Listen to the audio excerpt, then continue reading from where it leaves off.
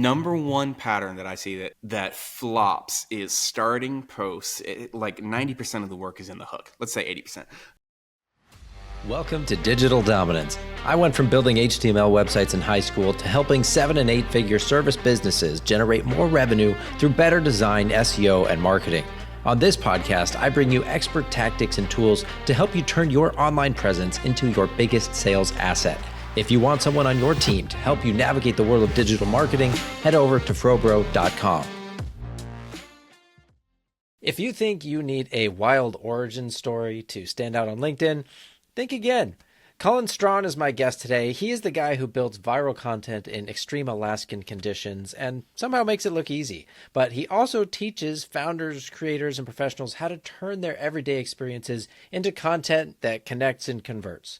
His posts have racked up over 5 million views, 6 figures in revenue, all while he's living off grid, running a video production company with his wife, and raising kids in the Alaskan wilderness. I also heard he recently became the godfather of a bear cub, but that may be a rumor that I just started.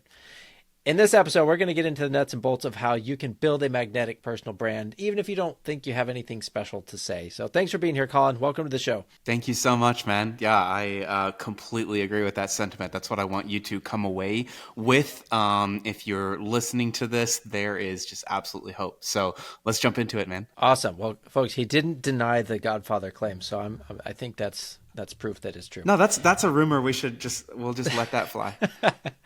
All right, It's Colin. a good one. Well, before we get into the storytelling frameworks and the LinkedIn strategy, I was curious, how many months out of the year are you fully off grid? Yeah, that is a good question. The number has decreased over time. Obviously, I've got a Christmas tree and stuff like that behind me. We're in a house. So this is the first year that we haven't been in our Airstream full time. So we traveled around in an Airstream off grid for about 6 years. And now that we have 2 kids, that kind of like came to an end. So we did it this summer with the 2, and then we thought we're not going to do like an off grid winter. So we're headed into a new season. So now I don't know. We'll figure out it's going to be something like maybe 3 months a year. We'll travel around in it, or maybe we'll just do trips or whatever. But I did it for 6 years. So there you go. That's a long time. Yeah. And I mean, tell us about what is it like going from creating some viral ad campaign and then you're chopping firewood between Zoom calls, or like, what does that actually look like? Yeah, precisely that. So, it kind of a mix, leaning on the story of doing that crazy stuff is what it actually looked like. But yeah, I mean, some of our craziest stuff in the winter, it looked like we're like chainsawing through a frozen lake and pulling water out to filter it, and chopping wood, and then the light is just right, so you gear up and you go out and shoot, or you get on a helicopter out to the glacier or whatever it was. But so it's like this mix of like really cool creative stuff with just like primal survival all in the same day. Nice. That's kind of crazy. A lot of different areas you got to focus and keep your head on straight. Otherwise, you're going to get behind, I think. Yeah. I mean, it makes it a little bit hard at times because the primal survival stuff has to come first. Like you got to have like heat and food and water and all that type of stuff. But so just systems, like any type of business, you just got to have a routine. You got to stick with it and get the stuff done. Yeah. Well, that makes sense. And it seems like it gave you a lot of good stories to tell, because I've seen you tell a lot of stories from your time off grid in Alaska. So let's talk about, what actually drew you to storytelling as a skill worth mastering. Was there some moment in time where you realized, hey, I need to focus on this thing because it's actually working? There's not a like cinematic, if someone goes and makes a movie in my life, they're going to have to write a scene where, it clicks, just to make it more dramatic. But it's a kind of like coming to that realization and being led while also discovering all at once type of stuff over the course of my life. So, like anyone, we all like movies and stories and books and stuff like that. I always had more of a creative bent.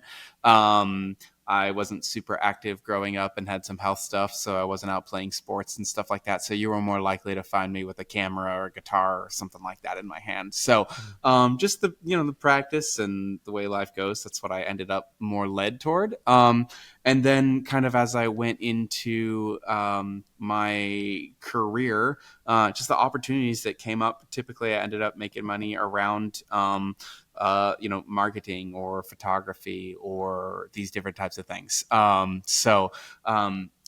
once you start doing that, especially if you go into entrepreneurship and you're doing it for yourself, what you have to figure out is how to um, ultimately like turn those stories into money. So Yeah. if you're working for someone else, then maybe you get some experience with that. But if that's required to put food on the table, then you're forced to figure it out, or bail on the plan. So I would say that that's probably that crux moment is Mhm. going into to work for myself 8 years ago now, made it completely necessary that I learn this skill so I can do it for myself, not to mention my clients. Well, yeah, and that's an important distinction. I think a lot of people find that they're really good at doing something for their clients. Like I could build an amazing website for my client, then I go to build my own website, and I'm like, why can't this doesn't feel right? I can't quite get there. Is the whole cobbler's children have no shoes problem, Yeah, right? yeah. So how did you get past that? Was it like a mental barrier, or was this not a problem for you? You were just able to do it for yourself from day one. Yeah, no, absolutely not able to do it from ourselves from day one. And there's been a lot of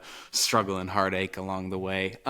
This was more of a crux moment. There was just kind of a day a number of years ago, and so we've had a wandering path. I was at a marketing agency in Dallas, was my last actual W-2 that I had.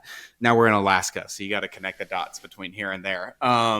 And my wife and I decided we wanted to start doing some traveling. She was a nurse, so she started doing travel nursing, and I was doing like corporate photo video stuff on my own when I left that role. And we ended up just in these really beautiful places and wanted to do. It was kind of like right before the whole like van life influencer thing took off, so we were kind of like some of the earlier people there, and so we just and started doing photo video of adventures in really really cool places, mostly focused on the outdoor market, which is less where we're focused now. Um, and uh, so yeah, what we realized when we were marketing that, when we would connect with brands, when we would do a crap ton of cold emails, whatever it was, the thing that really resonated with people is when we just told our story. So the question that we started asking is that client that we want to buy from us, sign up, whatever it was, like they're sitting theoretically in an office somewhere, maybe they're in their 20s or 30s, whatever. You got to define who they are and figure out what might they want to feel, more than how can we just call out a pain point and make them feel like they need the solution or whatever it was. How can we make them feel inspired, excited, connected, like they're going to be a part of this thing that we do. And that kind of was the light bulb moment for us that allowed us to start building. Is we stopped leading with features or pain points or whatever it was and started leading with story when Mm-hmm. we sold. And so we would say, hey, we're in Alaska, the snow is down, our airstream is tucked into the mountains, and we're on these adventures, and we're doing winter in Alaska product shoots, and boom boom boom, here's what it looks like. Do you want to do it? But it was more like, oh, by the way, you can sign up for this thing, but like, do you want to join us on this journey? You want to be a part of this Mm-hmm. moment in time and this thing that we're creating. And that's what people resonated with, and that's ultimately the approach that I've brought to building my LinkedIn. Discovery born by necessity and hunger, ultimately. Nice. Well, and that kind of brings me to my next question, because you've said that you don't need a crazy story, you just need a specific one. And Yeah. I kind of get that the way you were talking about thinking who's on the other side. So, can you break that down for us and give us an example of how boring but specific might be generic but impressive? Yeah, so Sarah works at an HVAC company in a small town about 45 minutes outside of Dallas. Takes 30 minutes to drive that 5 miles to work in the rush hour traffic. You can see the tail lights and the red lights and the green lights. She gets in, the beige walls, the texture on the wall, that hum of the AC, the kind of like 7 degrees sounds nice, but when it's 70 degrees inside, that's actually pretty chilly. She sits down at her computer. It's about 10 years old, and it's a little blocky and slow to boot up. And she notices that her coworker is looking a little stressed out and goes over. And the story goes on, but you feel every part of that story. You know what I'm saying. You feel the Mm-hmm. traffic. You feel the little headache in the morning, the cold.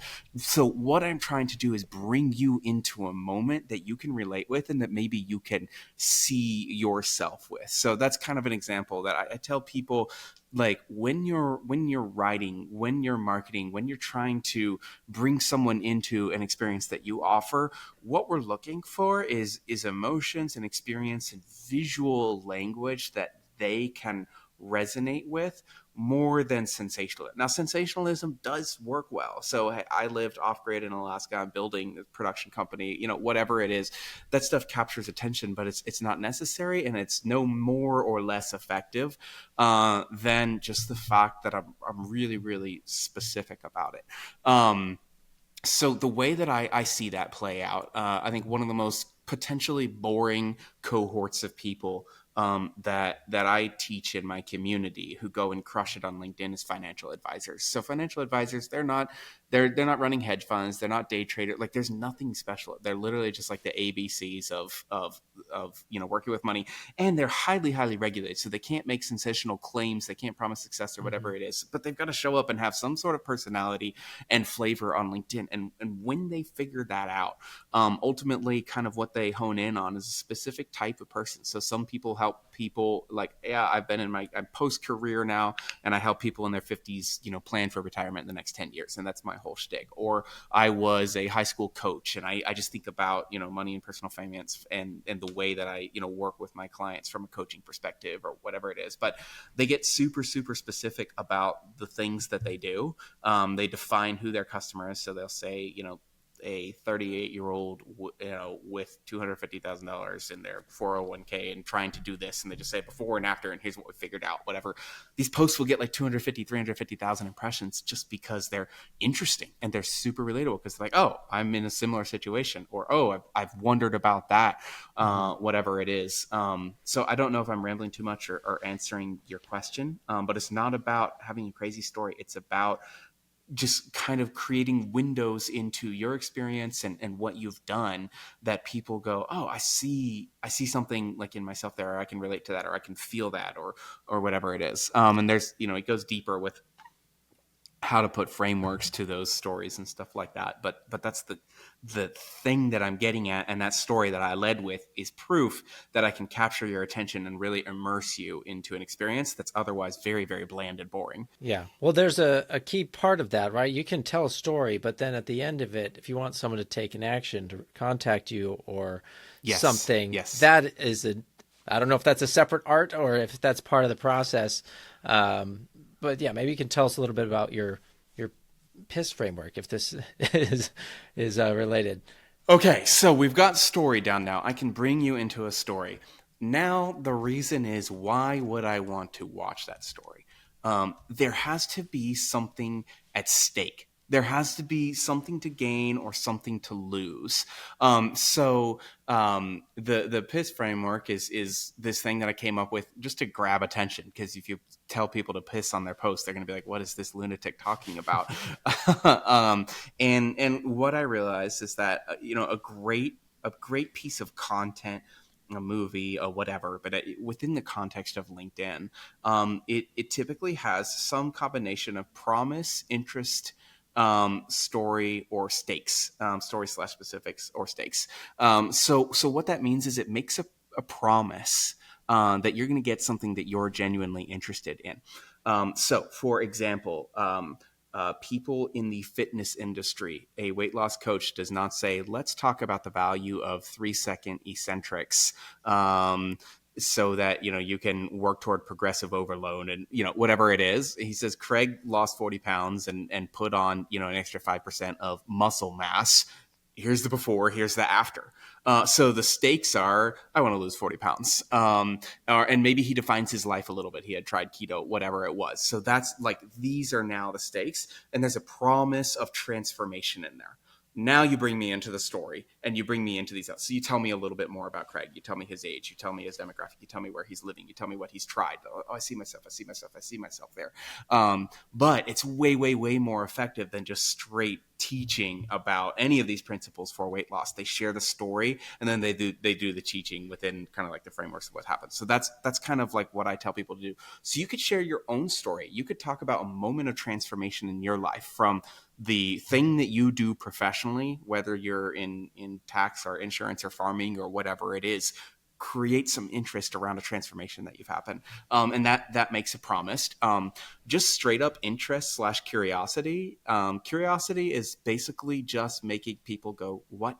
Like, you need to complete that thought for me. Like, what's going on here? So, in my top kind of curiosity inducing posts are, I put a toilet on a helicopter for dude wipes. So people are like, okay, fill in the rest of the story here.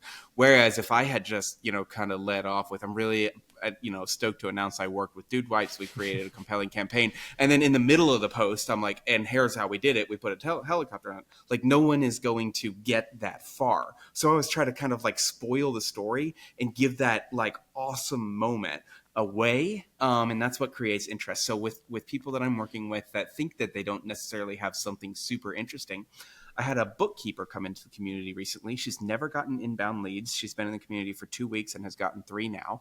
And the post was that someone came to her for help, and he had some tax issues going on, and like 3,000 transactions that weren't processed, and she was like feeling overwhelmed by this project. And then she reflected and compared it to this story where she remembered starting a 3,000 piece puzzle with her grandma, and she was like, it's not about completing it, it's about finding where things go, or something like that. So she like led off with overwhelmed by this client, 3,000 transactions, had this tax problem, and then but I recentered, and she got like 3 leads from that, because people were like, oh my gosh, that moment with your grandma felt so real to me. I'm feeling overwhelmed. So she brought the emotion and all that, but she could have just said, I fix tax problems for, small businesses, and totally buried the lead on that story.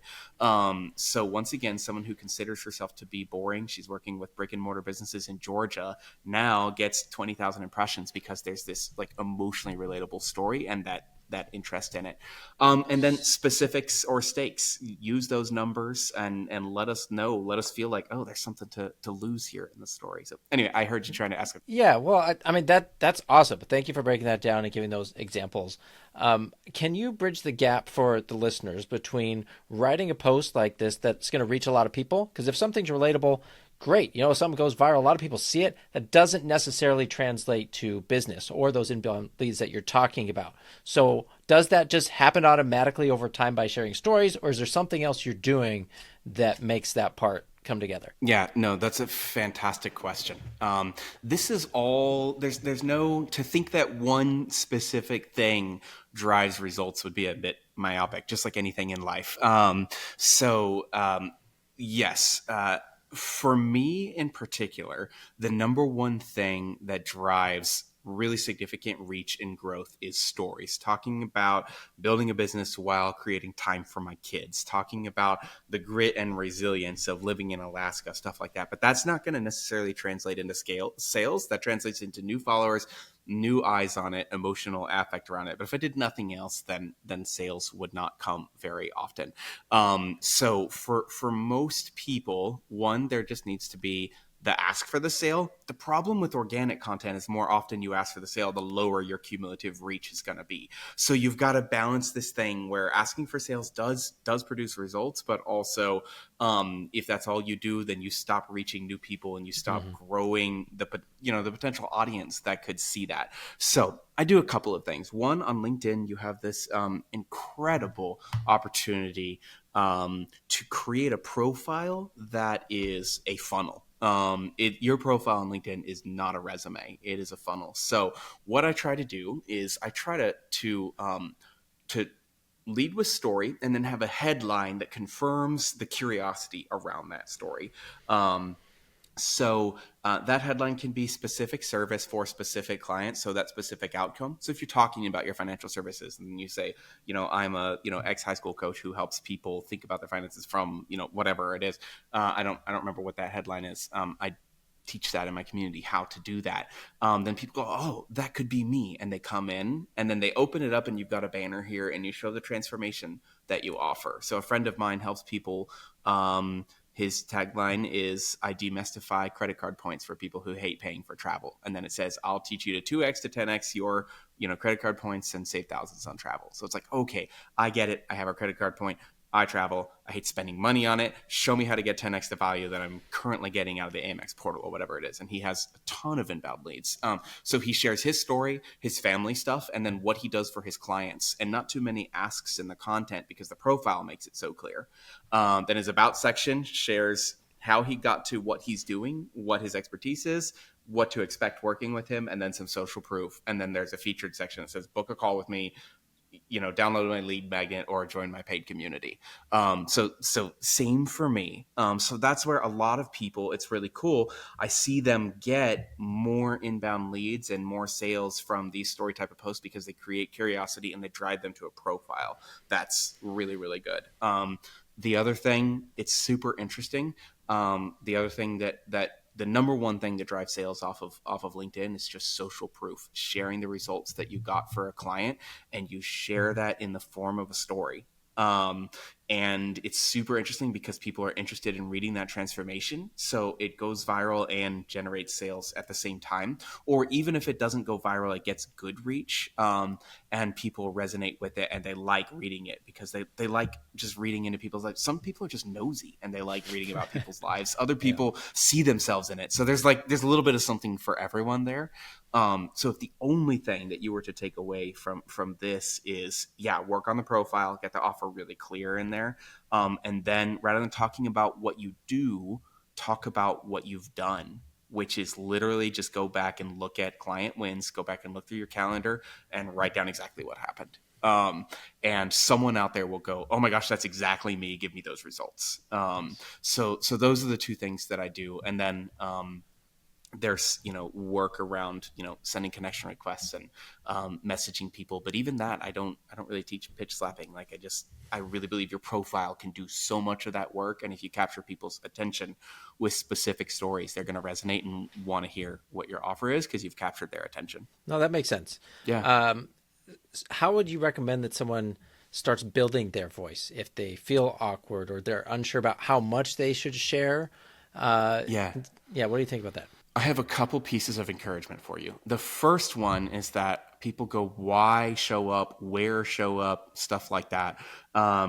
And I really believe that this is a quote that I heard from Layla Hormozy. I really like her Mhm. podcast. I doubt she wrote it, but it's you rise to the level of your environment and not your goals. LinkedIn in particular is a really, really cool place where you can surround yourself with people who are investing into themselves and who are growing and are in sales or entrepreneurship or great roles or whatever. And so, cool people to be around. That's a reason to do it. If you're like, oh, what's going on? Have they drunk the Kool-Aid? Is this just a bunch of crazy people? No, there's really cool people. The connections I've made is amazing. So even if you're not sure that you have something to sell, or you're happy with your role or whatever it is, just building a community is incredible. Now, the best way to do that is to share what you've done, to share your experiences. And the question there is that narcissistic? Is it too much about me? Whatever it is. And while I talk about myself and I reflect on my own experiences, the more I do that, the more messages I get saying, hey, this is inspiring. Thank you for giving voice to this. You're encouraging to me. I experience these emotions. I experience these struggles. This feels really authentic. And so what I try to do is I try to build in and give voice to good things in my life and hard things in my life that other people experience, and admit that we have been through financial struggles, or admit that this is hard, or talk about building boundaries or turning down clients or spending time with my kids or whatever, and people go, oh, I'm on that same journey. So it's less about me and more about giving a voice to other things that people have been through. So and I don't even know if I'm answering the question here, but yeah, start sharing, and you're gonna have to trust that you don't have to be crazy. You don't have to go and write this super super personal, your family is crazy stuff in your life. Like, it's okay to start with stuff that's comfortable for you. But the more you kind of bring us into your life and kind of create a window into just your own version of humanity and what's important to you, the more you're going to find other people who reflect and resonate with that, and it's going to be encouraging to you and to them. So that's why I lead that way. It's way better than copying and pasting sales brochures. Sure, yeah. Well, do you have any kind of structure or cadence around the types of posts that you put up there? Because whether that's, okay, I want to teach something a little bit on this post. This one, I want to tell a story so people get to know me. And here, this one, I'm going to have them, ask for the sale. I personally don't, but it doesn't mean that you can't. It doesn't mean that you shouldn't. I tend to be more kind of intuitive about it. I'm very type B, so intuitive is a nice way to say impulsive. I've got a kind of a sense for what people have resonated with, and what type of content works for me. Um, I I absolutely in my community give resources around that, and I kind of help people find a rhythm. What the people at the top of the game say is give 5 times and ask 1 time a week. Hmm. Or not even a week, but ask 1 time for every 5 gives. So, put a piece of teaching material out there, put a piece of reflection, share something about your family, do a contrarian take on business, put something funny out there, and then, you know, put a piece out there that hasn't asked for a sale at the end. So try to give that 5x more than you ask. But there's never really a hard and fast rule. So there's just so many different ways to write, so many different types of people, so many different personalities Yeah. you can kind of find your own rhythm, but do kind of start with a framework and learn how to structure stories so that they resonate with people. Um, that type of stuff, and then you can kind of branch out into the intuitive feel for it. But for Gotcha. the person who just really really really feels overwhelmed by that blank white screen that says write something, then yeah, my recommendation is find someone like my community, or like Matt Barker or Darren McKee or Lara Acosta, or any of the whoever is your flavor, I don't care, who teach on how to connect with people and give some post templates with that, and just use those for a bit, kind of as training wheels. That's okay to do. Well, inside your community, you mentioned it's called Become Unforgettable. You've got a couple hundred people in there. What Yeah. are some of the patterns you've seen that separates the content that works from content that flops? Yeah. So number one pattern that I see that flops is starting posts. Like 90% of the work is in the hook. Let's say 80%. Starting posts with either rhetorical questions or vague statements. So if you have a post that's yeah, either one. If you ever are using rhetorical questions, then people have to stop and think about that. They have to put work into coming up with an answer or whatever it is. They're going to move on from that. Vague statements, which is either, like I said, let's talk about tax strategy today, or she was struggling in the office. Here's what we did, or whatever. Like there's no just like clarity around this thing that I'm going to read. As soon as I help people kind of write a story and then go, oh, okay, you train people, who are you train leaders who are really really results oriented, who are accidentally being demeaning to their teams around emotional intelligence, and they suddenly become significantly better leaders, and you get 30% better results from the team. Then don't lead with you need to teach your team emotional intelligence. Like, I don't know why. Say this middle manager had 12 employees ready to quit. 6 months later, they were, the highest performing team in the company by 30% or something like that. Now I'm Right. like, okay, what's going on here? And then you set the backstory and you teach me about these emotional intelligence frameworks. So that's like what I spend most of my time on, is being specific and giving me a reason to read it. And most people don't communicate that way, because most of the conversations that we have in human experience have built in attention or a captive audience. So if you've ever Yeah. if you've ever read a book and you knew the author and you've got it, you already bought in because it's a Hemingway book, you have the context. If you've ever sat in a room and someone is speaking to you, you have the context for why you were put there. You're captive. If you're at a dinner table or whatever it is, like, those people are necessary. You don't have 1 second before they just run off screaming most of the time, but online you do. So it totally flips the script for how we have conversation and how we communicate, because there's a chance that there's a really funny meme right below your post, and Alex Hormozy or someone viral right above your post, and you're in there, and so the competition is fairly high. Yeah. So you've got to kind of capture people's attention. So that's always what I'm trying to do. And it's so easy for someone like me who's had a crazier life just to lean more on the sensationalism, and then people go, oh, that could never be me. But it doesn't have to be that. It's just specifics. That's what people Yeah. latch onto. Awesome. Well, I really appreciate that, Colin. You've kind of broken this down really well, and I think people can tell that this is doable for anybody. It probably takes just a little bit of practice, maybe a little guidance. And so you've got your community. It's affordable. It's $50 a month. I'm in the community. I've learned some things from there. So I think my storytelling got a lot better this summer. So thank you, Colin. But this has been a fun conversation. I really appreciate you taking us kind of through all your examples behind the scenes of what it takes to use storytelling in your business. You're still authentic. It's not just a hack or a trick. Like, this is just a new way of communicating with people on the other side of the computer screen. So for those of you listening, if you want to go deeper with Colin's frameworks or join his community, please check out the links. They'll be in the show notes. Like I said, I personally learned a lot from his group. So if you're new to posting or even just trying to turn content into clients and have had trouble with that, Colin can definitely help. So, Colin, I've got one last question for you before we end the episode. What is something that most people still misunderstand about using LinkedIn to grow their business? Oh man, what a good question. What do they still misunderstand about using LinkedIn? I hadn't thought about it that way. So you're gonna have to cut down the silence before you edit this out.